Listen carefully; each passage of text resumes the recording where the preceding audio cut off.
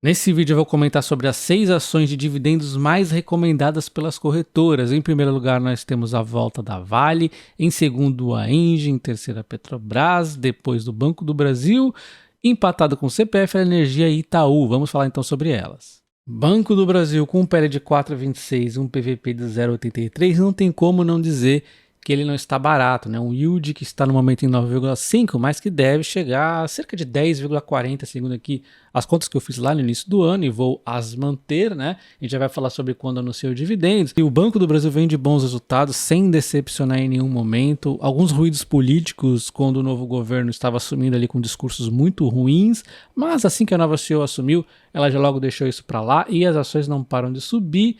Chegou a 51, aí sim parece ter atingido um topo temporariamente. Em algum momento, ela, se continuar isso, os números desse jeito, ela vai subir, né? Mas o fato é que deu essa realizaçãozinha. A ação hoje é 47,10, né? Batendo aqui no fundinho, inclusive. É um preço que, na minha opinião, ainda é bom, né? Mas se eu for comprar banco, eu ainda foco um pouquinho mais no Banco ABC nesse momento que eu tô mais de olho ali. E aí, eu até gostaria que ele caísse um pouquinho para eu começar a vender puts para comprar ele aqui. Eu gostaria de comprar o Banco do Brasil próximo aqui dos R$ 42, né? Será que é possível? Não sei. Tô de olho no Banco ABC. Se em algum momento o Banco ABC realmente retomar a alta, aí eu posso olhar um pouquinho mais do Banco do Brasil. É um ótimo banco, né? Mesmo esses múltiplos aqui. Infelizmente, na Bolsa de Valores, às vezes nós vamos ver nossas empresas subindo aí em algum momento. Então a gente vê os dividendos, o próximo dividendo, a gente já sabe até quanto é, bem organizadinho, né? Dia 8/11 será o anúncio da dividendo, que será com a Datacom dia 21/11, né? E aí os próximos a gente também já sabe, que é dia 24/11, o anúncio, 11/12 é a Datacom. E aí no ano que vem termina, aí todo o dividendo do ano exercício termina então com o anúncio do dia 8/2 e 21/2, aí a última Datacom, né? E termina o dividendo de 2023 do Banco do Brasil. Quem é membro do canal tem acesso à planilha de dividendos e lá está o Banco do Brasil, dentre diversas empresas. E o Banco do Brasil no começo do ano previu um dividendo para o ano exercício de 10,40, dada a cotação atual dá 10,40 de yield, não? Um dividendo de 4,89 centavos. Então, começando com a Vale, eu vou falar rapidamente, já que eu tenho falado bastante da empresa recentemente, né?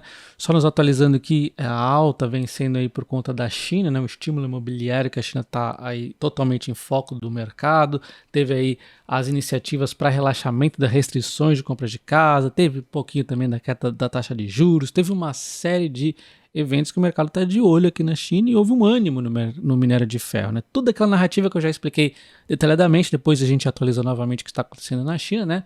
O fato é que esse ânimo aqui começa a enfrentar um pouquinho aqui de topo, né? Então ela até caiu 0,6% hoje aqui o minério de ferro. Ralizinho está esfriando, mas assim, se ele se manter esses números, seria fantástico para as empresas de minério de ferro. Então a gente vê aqui no último ano o minério de ferro subindo 17%, saiu de um fundo e subiu 17%, enquanto a Vale apenas 4%. A Vale acabou caindo mais do que o minério de ferro, o que não é muito justo, né? A Vale gera valor, enfim. Então vamos ver como é que dá na sequência, aí, como é que se dá a China. O fato é que a gente já vem de uma altinha aqui acontecendo, né? Vamos ver se isso se estabiliza. E a gente vê então a Vale, né, reagindo junto e subindo aqui 13% desse fundo que ela fez até outro dia. E aliás, também subindo 13% aqui no último ano, né? Então podemos observar aqui que a Vale costuma anunciar dividendos, ela tem oscilado um pouco, mas provavelmente ela deva acabar anunciando dividendos em novembro para dezembro, tá?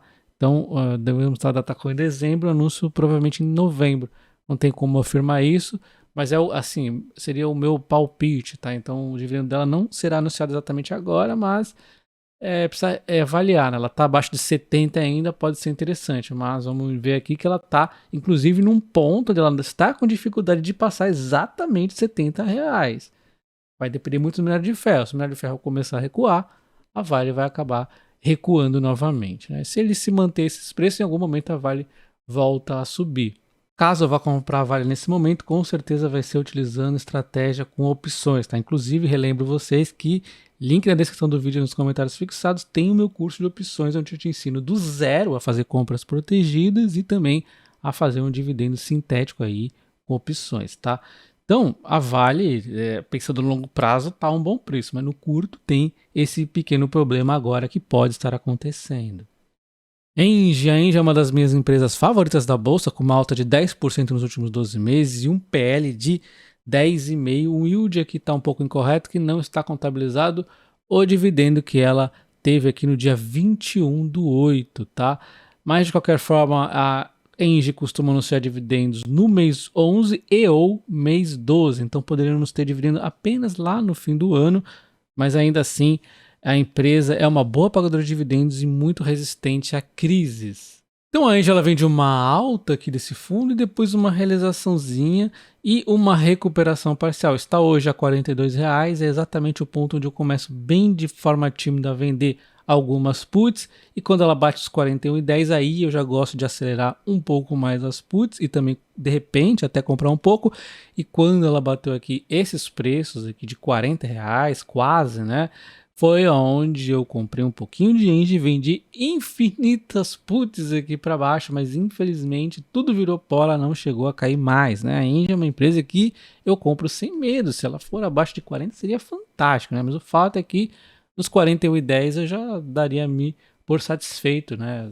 42 não está tão distante, então é uma empresa aqui que eu concordo com o mercado, uma boa compra, né? Embora não esteja recomendando nada.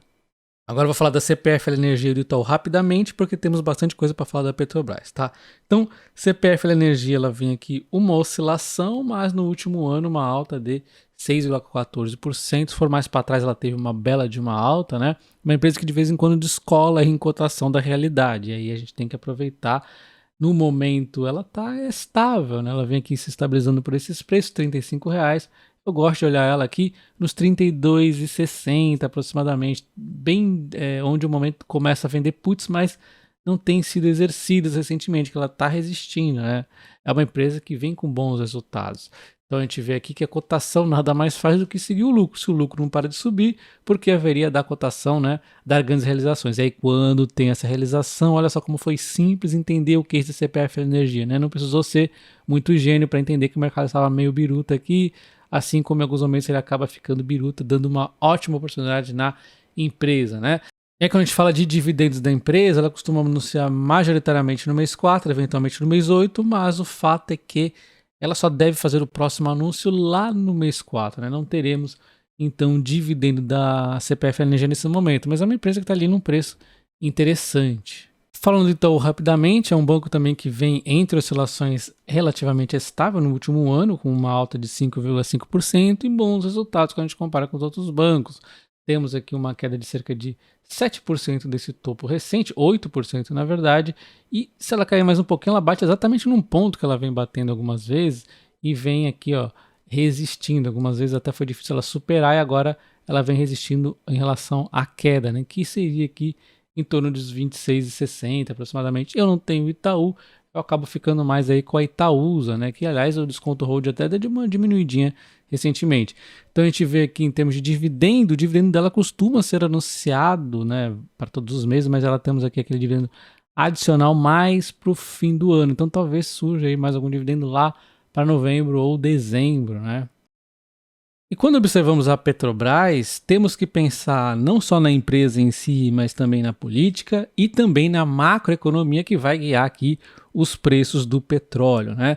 Então nós vimos aqui em algum momento o petróleo inclusive nas mínimas aqui em torno de 70 e poucos dólares, e aí a Petrobras até estava ali em alguns momentos subindo por conta de alguma clareza melhor na política. Ela estava uma empresa muito descontada, o mercado achou que estava exagerando e aí deu uma alta aí nas ações. Depois o petróleo começou a subir, aí é que a empresa disparou mesmo fortemente. Em algum momento aqui nós tivemos descasamento do preço do petróleo internacional com os preços de prática da Petrobras, então o mercado fica avaliando isso, ele avalia esse cenário. Será que a Petrobras está descasando muito do mercado internacional? E aí a gente vê essas oscilações, às vezes o petróleo subindo e a Petrobras caindo. Nesse período nós também tivemos a política de dividendos mais esclarecida, essa sim ficou muito boa, inclusive com recompra de ações e tudo mais, eu gostei, mas o preço, a política de preço ainda não está 100% clara. O fato é que a Petrobras deu uma disparada bastante forte com um reajuste de combustíveis aí que teve recentemente, aliado ao preço do petróleo que segue subindo e o mercado fica na expectativa de acontecer em algum momento aí um novo reajuste. Então, É uma mescla aqui de cenário macroeconômico que vai guiar o barril do petróleo, é uma mescla da própria empresa, o que ela está fazendo, e a política também. Então é um case aí um pouco complicado. A gente vê o barril de petróleo que estava em torno de 70 e poucos dólares e aí dispara para 90 dólares praticamente, né? O barril de petróleo tem melhorado por conta do cenário macroeconômico mundial, principalmente ali os Estados Unidos. A tal da recessão severa que muitos precificavam não está acontecendo, mas nada impede em algum momento uma reação, uma queda no petróleo, né? Mas eu ainda continuo trabalhando na premissa que dificilmente a OPEP vai deixar esse barril do petróleo abaixo dos 70 e pouquinhos dólares aqui. Foi o que a OPEP fez durante todo esse tempo aqui. Porém, lembre-se, a Petrobras está surfando a onda do barril de petróleo, nós não sabemos se o petróleo subindo muito vai ser bom, e se cair muito, obviamente, as ações também tendem a cair, assim como qualquer petrolífero. Então, é necessário um pouquinho de cautela. É uma empresa que ainda pode subir muito, mas tem que ter um pouquinho de cautela nesse momento. E aí nós temos então a política de preço da Petrobras, a Genial atualizou ontem, eles estão vendo deságio de 4,4 na gasolina e 10,4 no diesel, o que está ali no limite do aceitável. No governo Bolsonaro também havia aqui algum descasamento eventualmente, mas em alguns momentos está ficando um pouco alto demais. Na semana anterior nós tínhamos visto um descasamento de 9,8 na gasolina e 15,4 no diesel. Isso aqui está muito fora do normal, né? E aí acabou diminuindo um pouco esse descasamento por conta da questão do petróleo, os preços internacionais e tudo mais. Então assim, talvez agora com o petróleo que está continuando a subir, tenhamos mais descasamento. E a Petrobras vai ter que decidir, aumenta ou não aumenta o combustível? Se não aumentar, esse descasamento vai ser bem ruim para a empresa. Inclusive, a Genial recomenda a venda da Petrobras com preço-alvo de R$ 25. Uma empresa que ainda tem múltiplos muito descontados, um PVP de 1,17 e um PL de 2,78.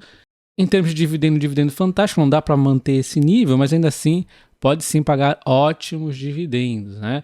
A empresa já tem dividendos nesse ano na Datacom do mês 4, 8 e 6. E no ano passado a gente pode ver que ela costuma aqui anunciar também dividendos para o mês 11. E esse anúncio de dividendos costuma sair em outubro. Caso esse dividendo venha alto, as ações tendem a subir antes mesmo da Datacom, né? Então, quem gosta de se antecipar utilizando aí o mapa do dia inteligente de Barsi, o mês de outubro é o mês aí mais próximo aí possível do anúncio de dividendos, né? Deve anunciar em outubro, ou seja, o mês de agora já pode ser interessante. A Petrobras hoje anunciou que entra no mercado voluntário de créditos de carbono comprando 175 mil, eu acho algo interessante, né? Cada crédito representou uma tonelada de CO2, então isso aqui é um complemento, né, à descarbonização da empresa. Ela tem aqui um plano de investir até 120 milhões de créditos em carbono, mas para ser sincero eu prefiro que ela foque exatamente na descarbonização, e tem várias frentes aqui, como energias renováveis, biorefino, né, armazenamento de carbono e tudo mais. E quando a gente volta para ontem, a gente viu a Petrobras assinando acordo com o Mubadala para possíveis investimentos em biorefino. Perfeito, conversando exatamente com a estratégia que nós acabamos de ver, né? Então, perfeito, biorefino, fantástico, e aí para aqui o coisa de fantástico, né? Porque aí já começa a palhaçada, politicagem na Petrobras, né? Então, reivindicando aí a refinaria baiana, que vem aí o ministro da Minas e Energia falar que é um ativo histórico, que jamais deveria ser vendido, que é um patrimônio baiano, que é um patrimônio do Brasil. Aí começa a palhaçada, começa o PT fazendo o quê? O populismo em cima da Petrobras. E isso é extremamente desagradável, porque é ruim não só para a Petrobras, como é ruim para o Brasil.